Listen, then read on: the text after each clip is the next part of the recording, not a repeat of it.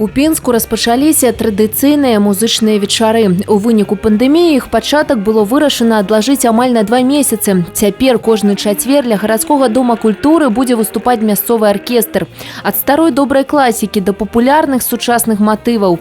Пінскі калектыў, который сезон запар не змяняе сваім традыцыям і з канцэрту ў канцэрт стараецца задаволіць музычнае запатрабаванне рознаўзрастовай пінскай публікі.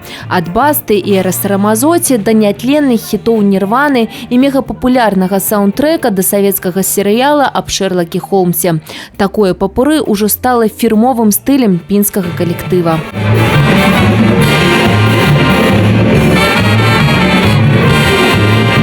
Сёлета, калі па ўсім свеце адменены амаль усе масавыя культурныя мерапрыемствы, адзінай альтэрнатывай засталіся вулічныя выступленні. Для пінскага аркестра такая форма дзейнасці аказалася не новамодным трендам, а традыцыяй даўжынёй у 20-годзе. У нас программа разная. Мы в каждый четверг мы меняем свою программу. В этом году мы пробуем формат работы с солистами, потому что это будут и русский рок, и оркестровые какие-то произведения, и будет и зарубежная музыка. Музычныя папуры ў выкананні гарадскога аркестра пінчукі ацанілі станоўча. Это радует нас в эти трудные дни. Вот, и это необходимо нам. Это дает какую-то энергию. Ты стремишься вечером пойти, послушать музыку, отдохнуть. Случайно попала, шла мимо. Очень классно в нашем городе в летнее время. Просто супер. Жаль, что не было объявления, я не знала об этом раньше.